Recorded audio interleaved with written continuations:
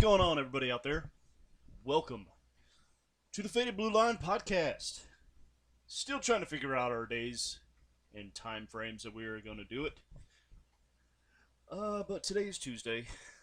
It is roughly 4:30-ish here in the great Republic of Texas.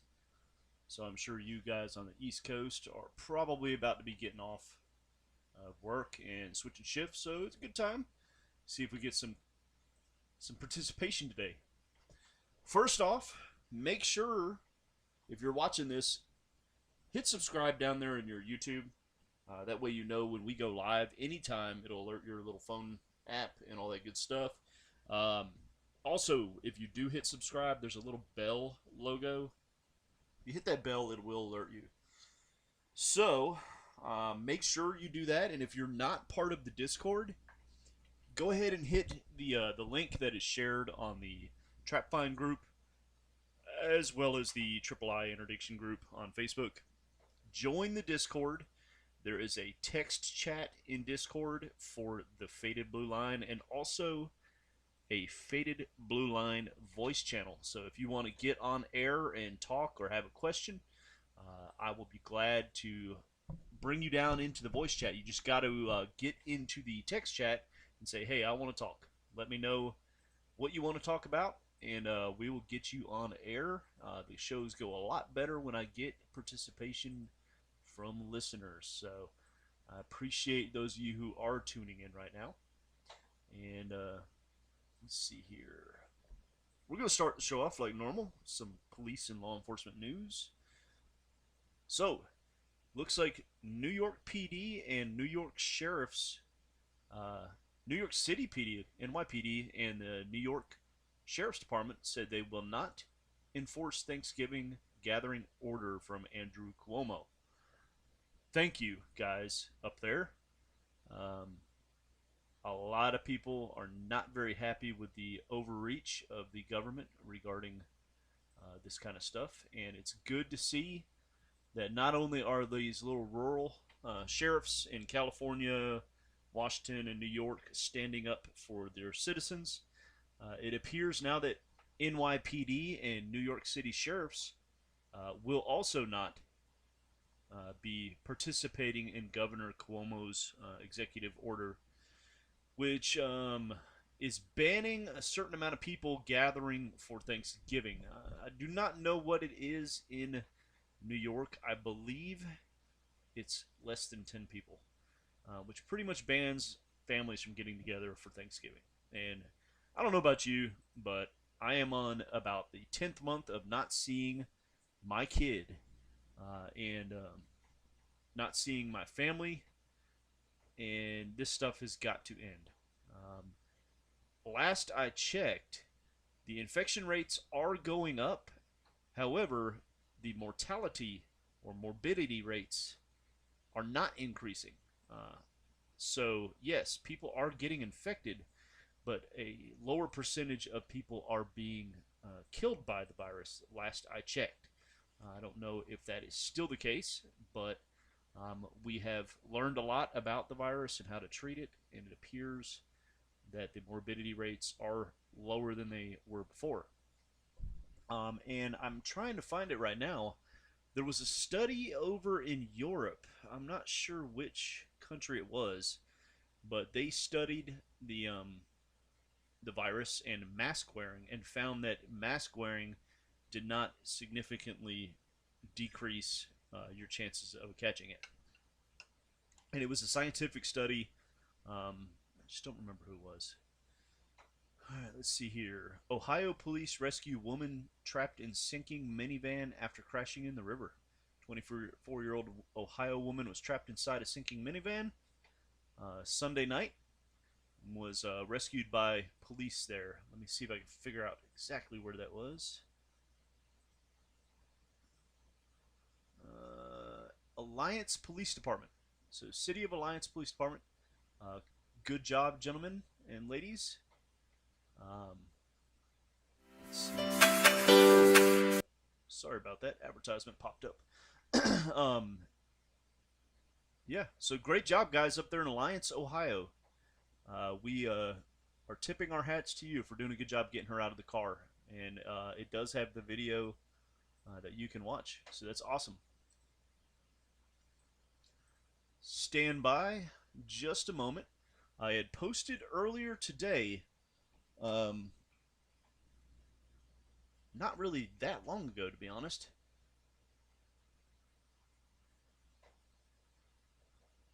All right, sorry.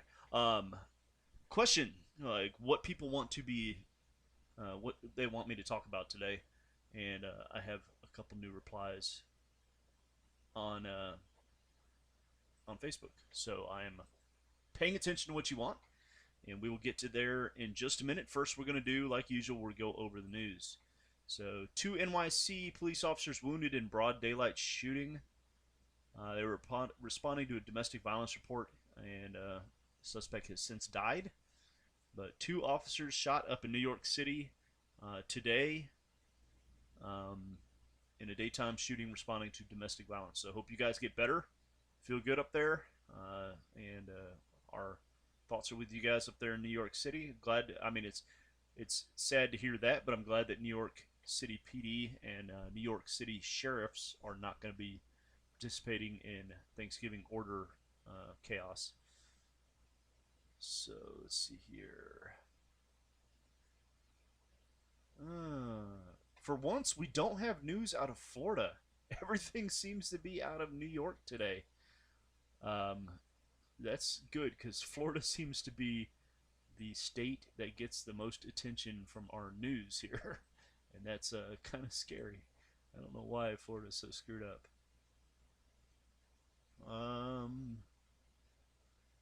Looks like former San Francisco, California police officer,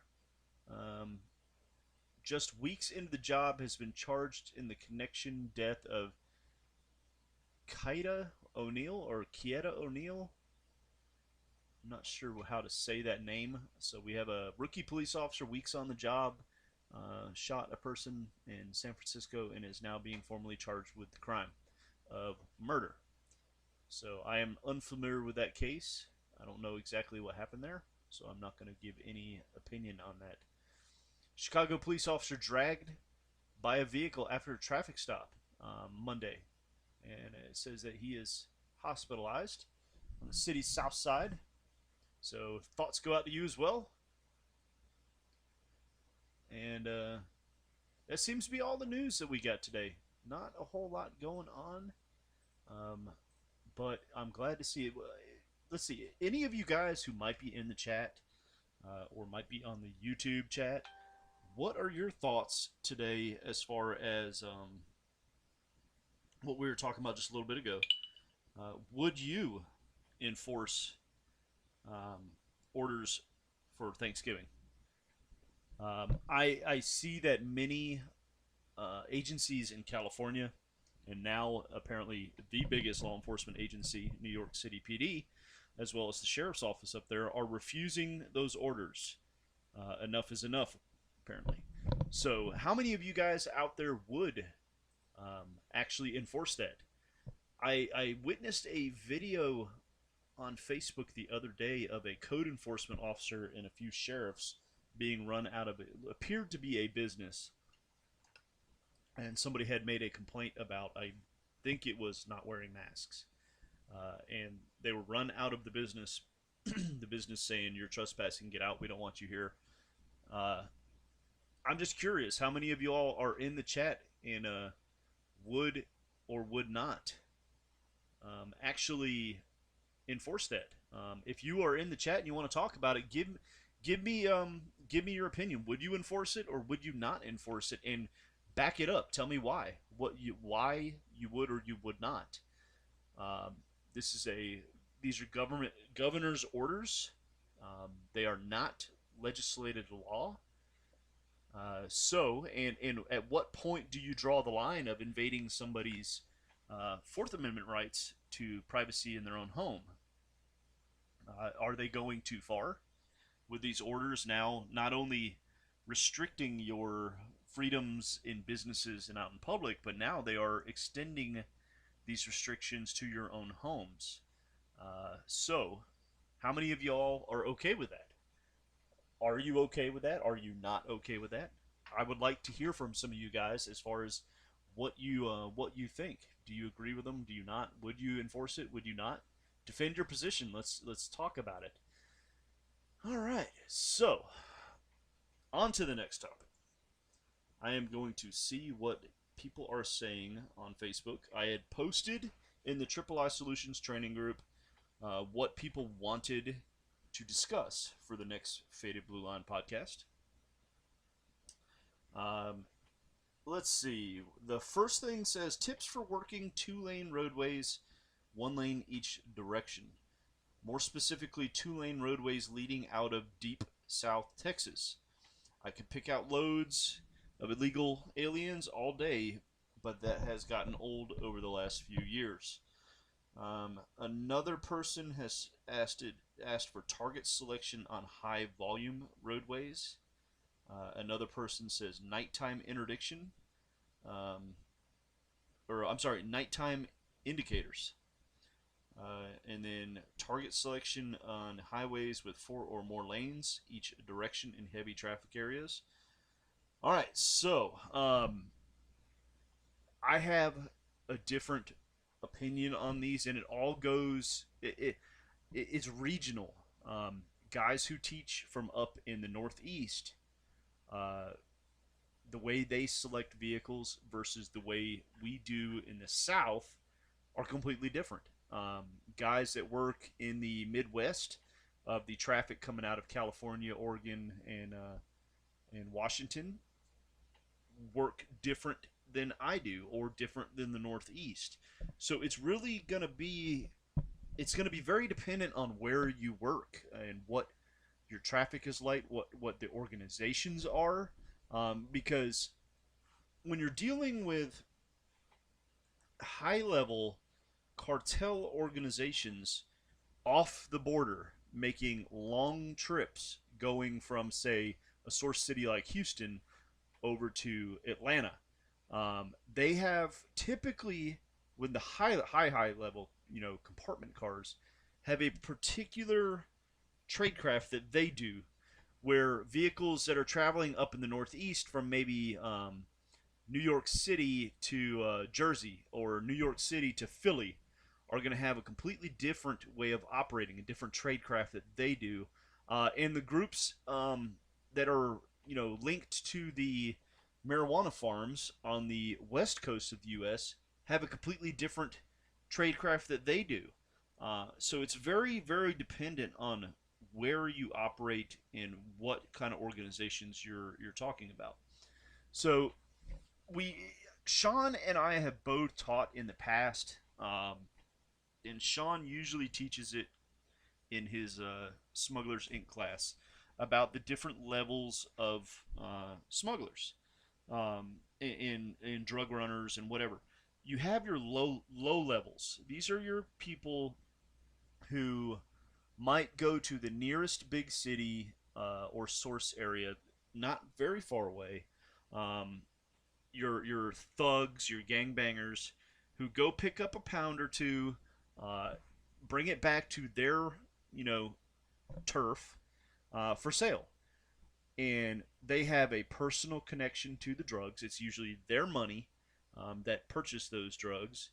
It is their profits that come from the sale of those drugs, and they do not typically have the same tradecraft as you would somebody who is running 30 keys um, out of Houston to North Carolina. So that's one level of uh, drug runner, and that's your low level thug, gangbanger, low level trashy drug dealer who does not make cross country journeys, and they have a personal connection to said product and money and the profits of that product. Excuse me, I'm taking a sip of my drink here. With those particular people comes the protection of uh, that product. Like I was just saying, they have a connection specifically to the drugs. They probably bought them, and they have a specific connection to the product itself. And they're more apt to be protective of the product.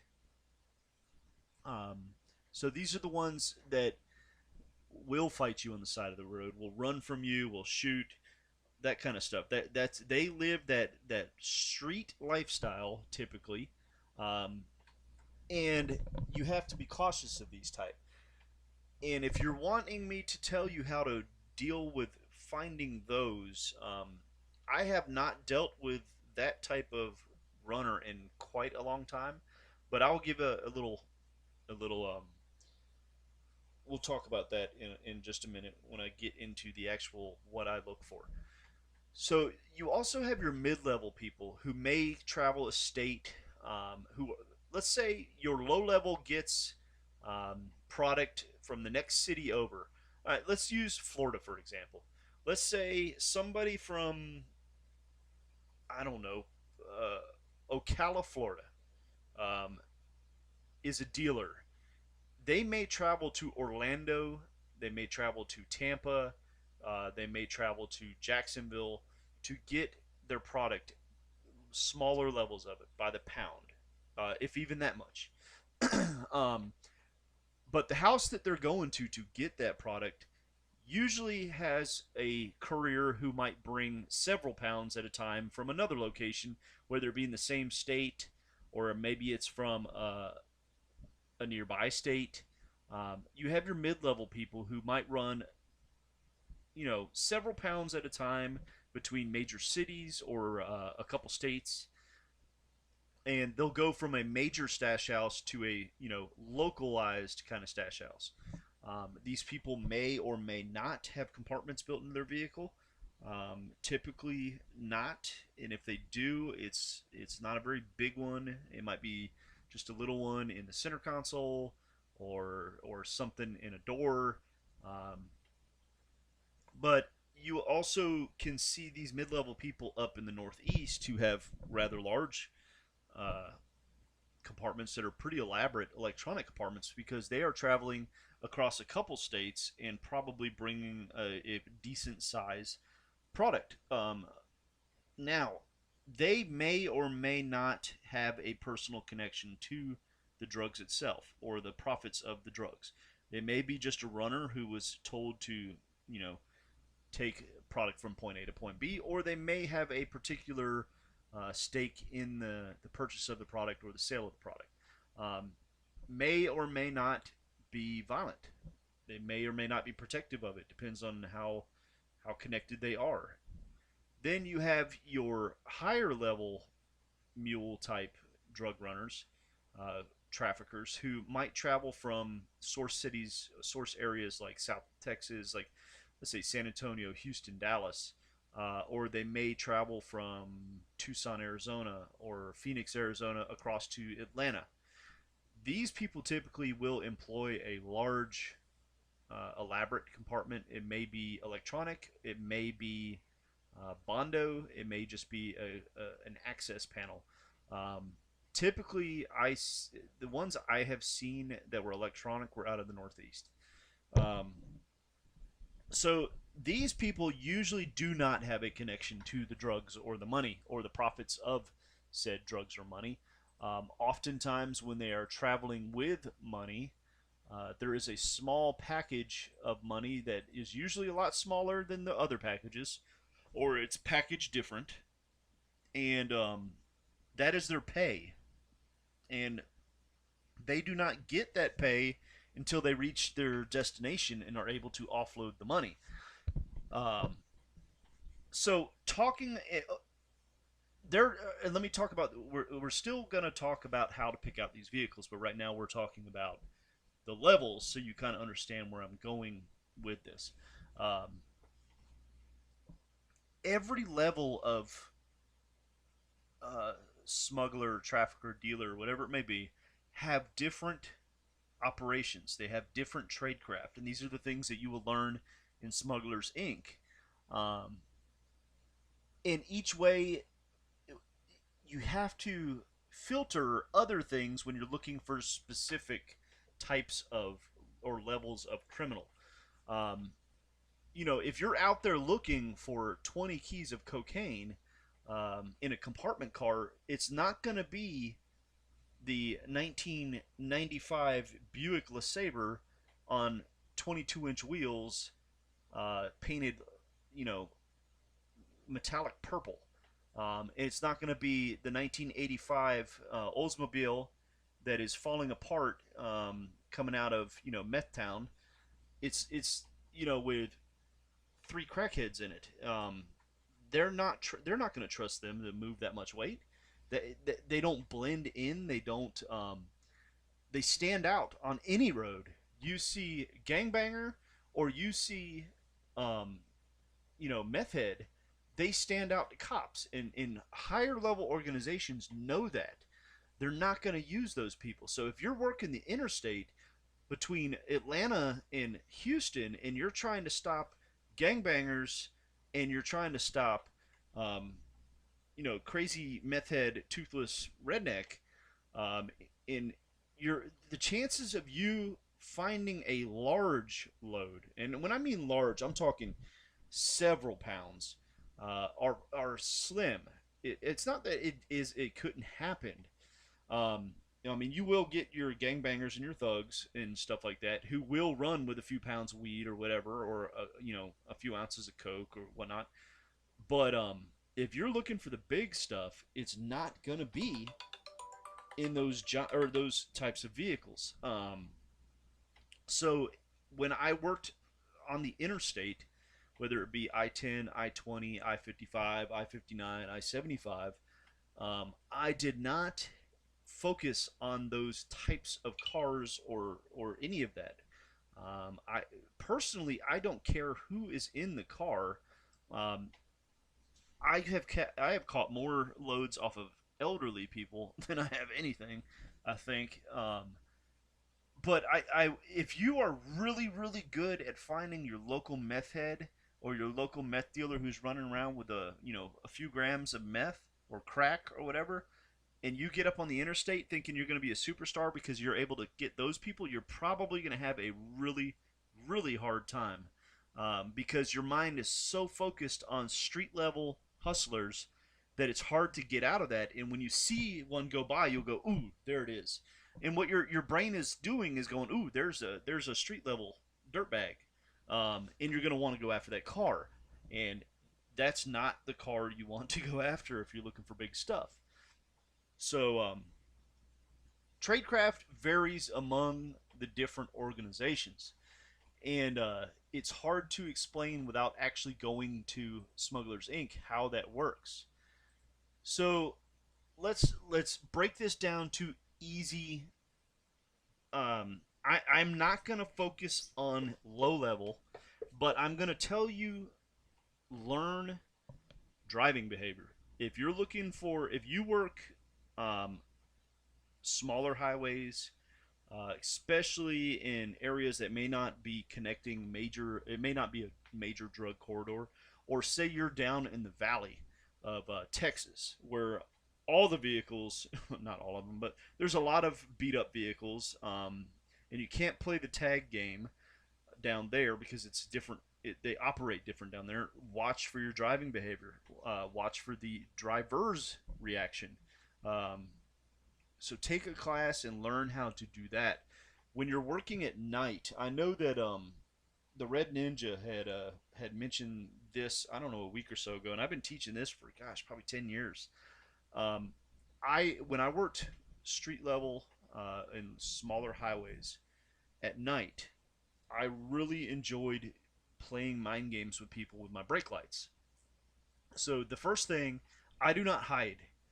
I do not hide. I want them to see me when they're coming down the roadway. Because if you're hiding and you have your headlights off and you're sitting in the median, the reaction, you're going to get a reaction from every single car who's even just speeding. And that's not the goal. You don't want the average everyday soccer mom driving down the road at 5 or 10 miles an hour over to freak out every time they see you, because then you're just going to get driving behavior from everybody. Um, you want to focus in on the people who are reacting awkwardly to you, and you're not hiding. Like, they see you for a distance and they're freaking out.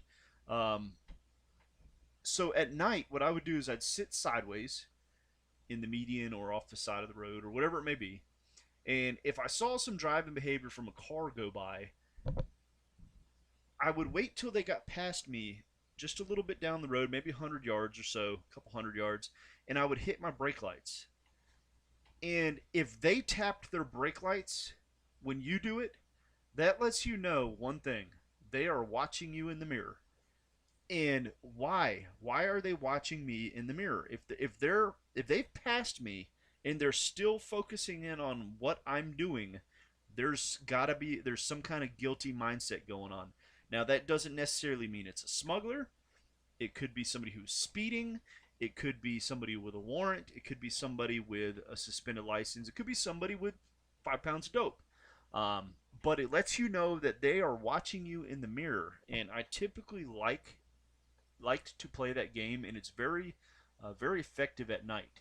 And if you think about it, if you're just average everyday person who is not speeding, not doing anything wrong, you pass the police, minding your own business, are you still going to be watching them a quarter mile down the road? Probably not. So the people who are watching you in the mirror a quarter mile down the road and they see those brake lights, they instantly freak out and kind of hit the brakes too. It seems to be a pretty common thing. And that was a way I worked on smaller highways with maybe lower level stuff. Now, I know, like I said, everybody operates differently, and everybody's tradecraft is regional. Things are different everywhere you go. And it varies with the different levels of dopers and smugglers and traffickers and all that kind of stuff you have. I pay attention to license plates. And I know other teaching organizations tell you not to do that. Where they work, that may not be what you want to do. Especially up in the Northeast where you have a ton of traffic. You might not have the time. You might not have the driving patterns because it's such a populated area up there that we would see here. Now, I pay attention to license plates. I learned sequencing, and I know when I'm looking at a newly issued license plate. And if you've taken Smuggler's Inc., you know all about the Doper Shuffle. I look for patterns when it comes to registration issues, and I also look at patterns on license plate reader systems. It helps me narrow down. Now, I still pay attention to driving behavior at times,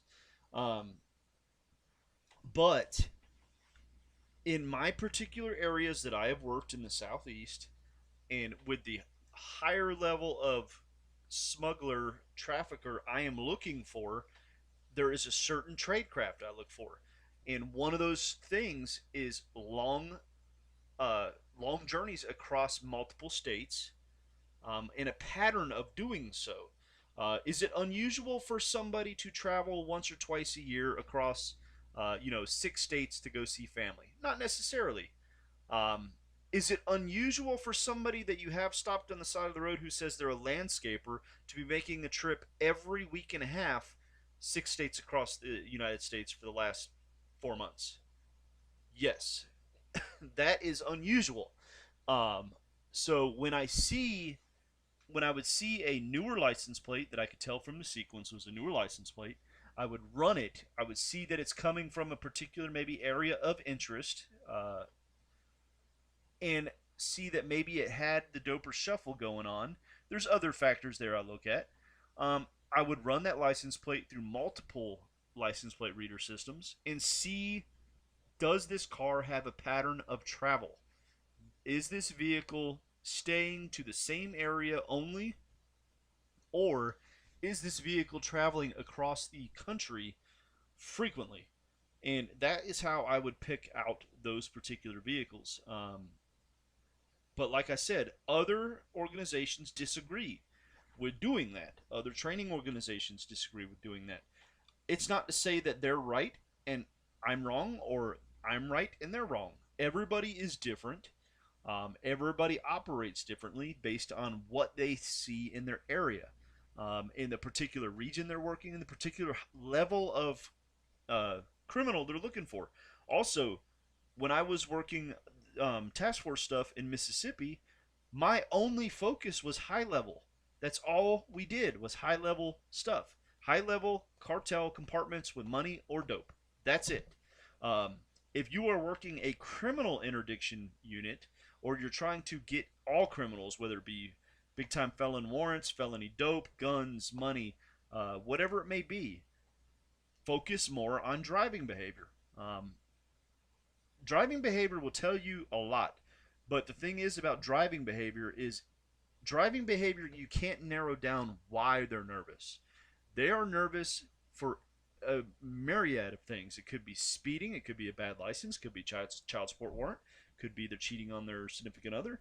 It could be they don't have insurance. It could be they have dope, like just a little bit in their pocket. It could be anything. So it's a lot harder to narrow down what you're looking for based solely on driving behavior. Um, so let me see what else people are asking here.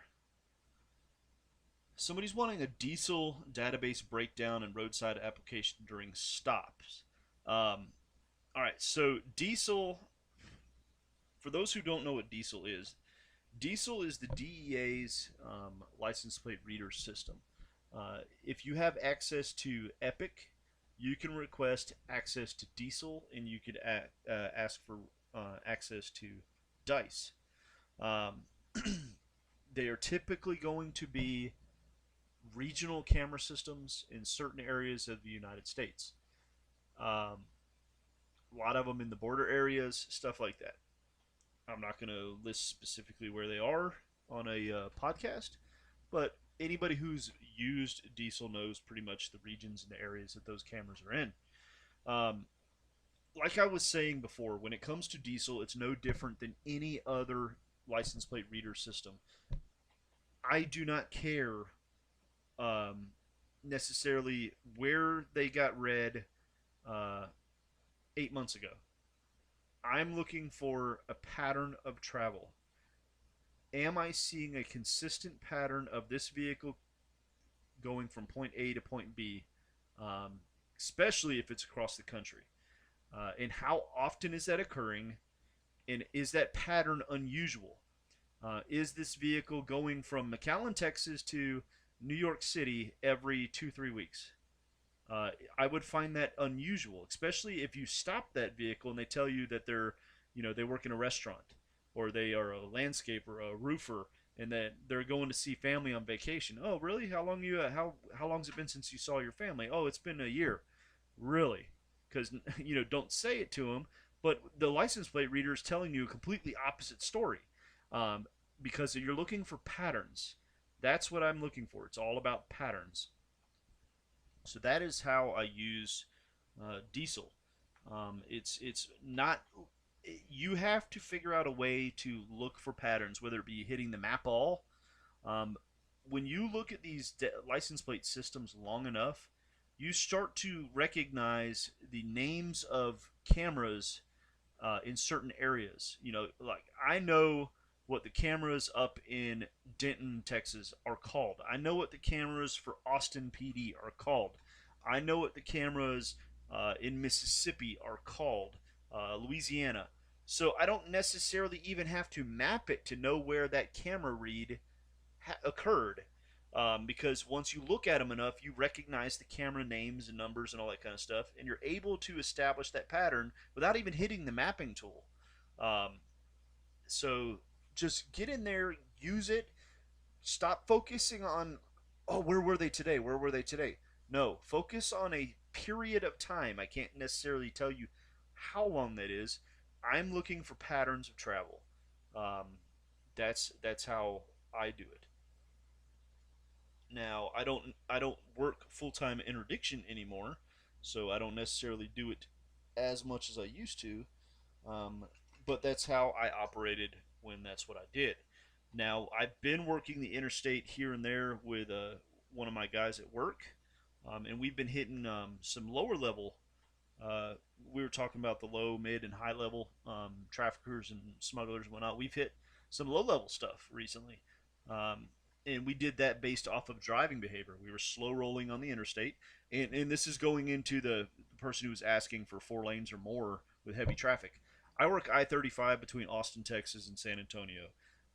it's extremely thick traffic, which is not something I am used to. I never worked traffic like that until I came here. Um, so we slow roll because if I try to use my license plate readers in the daytime, before my eyes can look from the car that just went by to the screen to see what that plate was, it's gone. 20 cars have went by. Um, so the in the daytime, the license plate readers are absolutely useless for me. So we slow roll. We'll get in the slow lane. We'll drop it down to about 55 miles an hour, and let people drive by us. And I'm running plates. I'm looking for the patterns of tradecraft and all that kind of stuff. But we're also watching for driving behavior. How is this person when they spot us? Are they slowing, hanging back? Are they not wanting to pass us? That kind of stuff. Are they when they drive by us after reacting that way?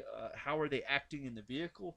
And we recently got a case with a guy smuggling marijuana from Oklahoma to San Antonio, and he had buckets of it in the back. Um, he gave us a huge driving reaction. Then he exited the interstate when he realized we were trying to get behind him, and he got off at an unusual exit. And I told my partner, "Hey, pull up here, just up the road, past this exit, where the on ramp is for this guy to get back on." And he literally didn't even spend enough time to stop at a gas station, nothing. Got right back up on the interstate, hoping we had passed by, and we ended up catching him. So you're looking for the driving behavior stuff.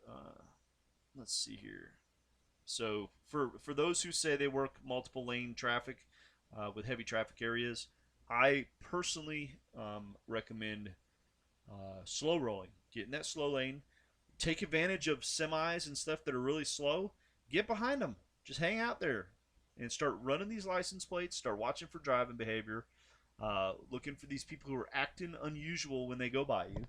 And if you have not taken Smuggler's Inc. and you don't understand tradecraft and how to identify tradecraft, you need to take that so you can understand it.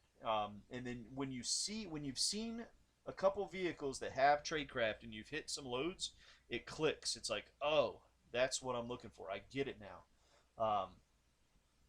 But you either have to experience it, whether it be on traffic stops where you see something, you have to experience it through like Smugglers Inc., where there's examples of it, or you have to ride with somebody who can show you how it works.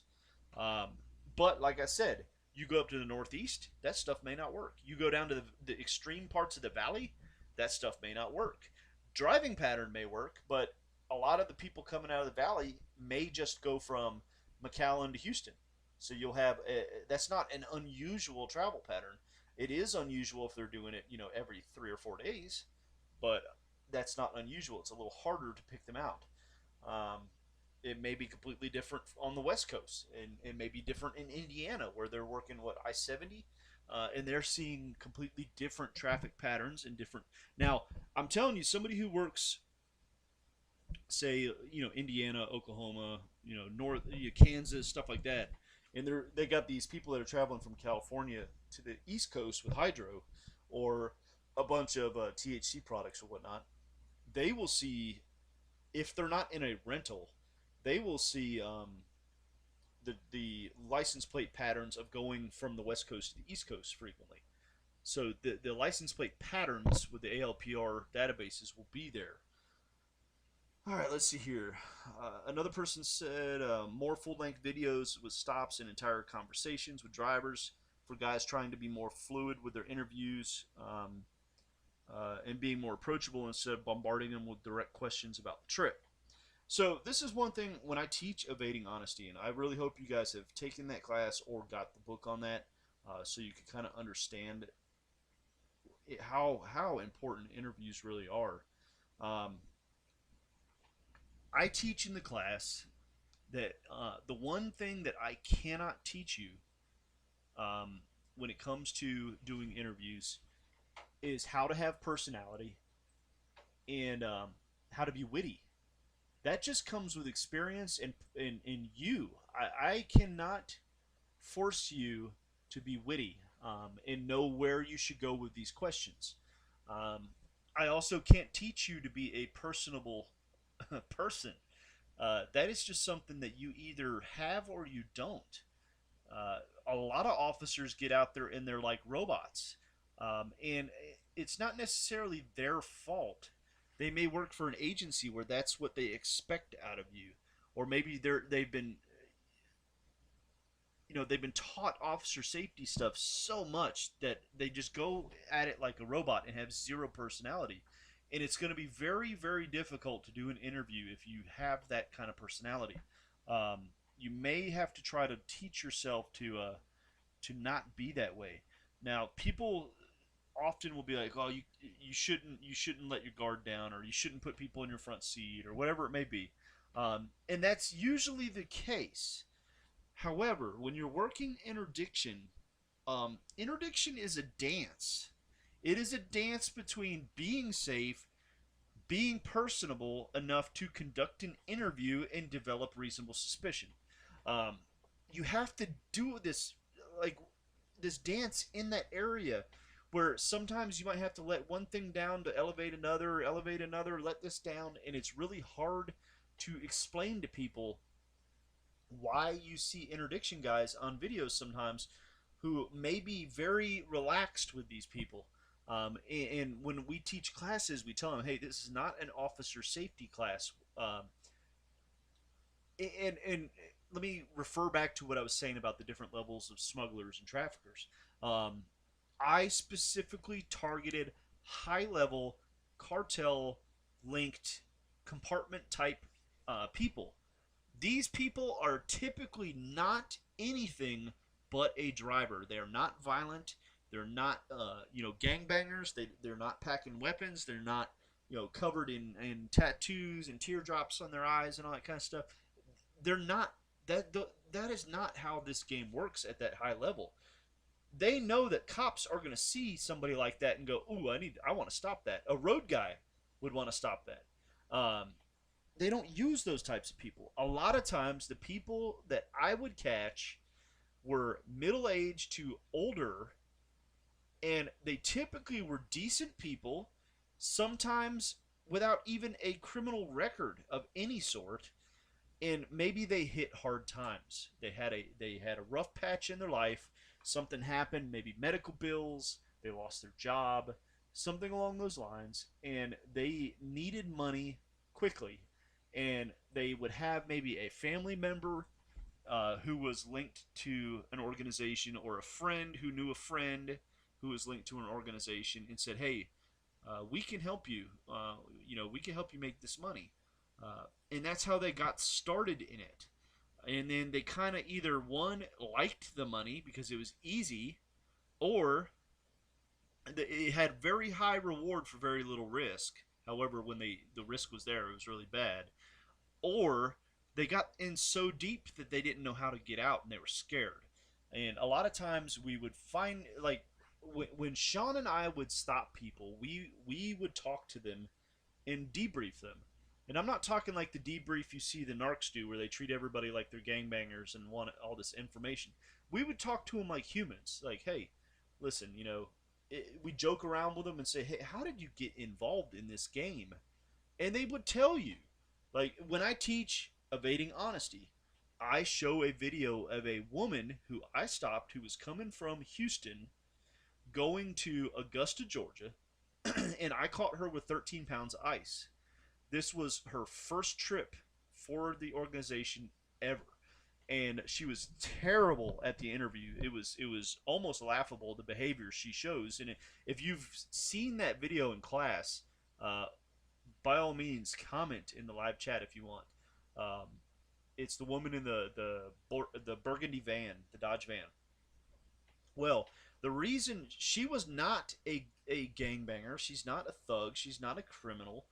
She was a home health aide whose son tried to take his own life and was not successful, and shot himself in the head. And the only way she could get the money, because she had no vehicle that was running, to get to Augusta, Georgia to see her son, was to basically, her friend linked her up with this organization who put her in this van and said, "You can have the van. Here's money. All you have to do is make a stop on the way to Augusta in Atlanta. Don't ask questions. Go to this address in Atlanta. They'll do what they have to do, and then you take the van, which will now become yours, and go to Augusta with the money we gave you. That is how she got into that. And I've heard that story or something along those lines over and over and over again, where they were not bad people. They got into bad times, and they got linked up to an organization, and that's how they got into it. They're not bangers. So when you hear, that when I say you got to be more personable and let your guard down, I'm not saying be dangerous.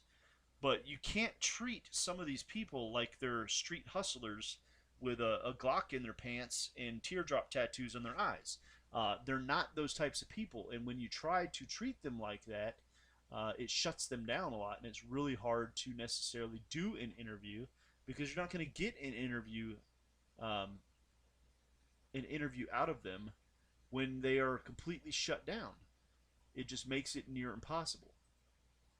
So, let's see here. Let's see if there's any more comments and questions to answer regarding that kind of stuff. That appears to be everything.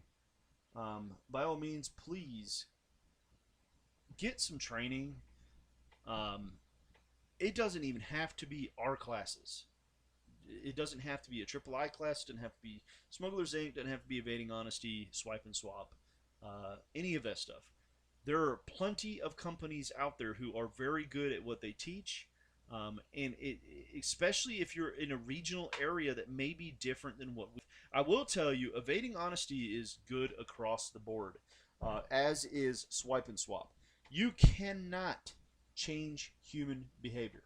It doesn't matter what part of the country you're in. If you're dealing with somebody who is a criminal and they have to lie about it, human behavior will be there. You cannot change that, no matter where you're at.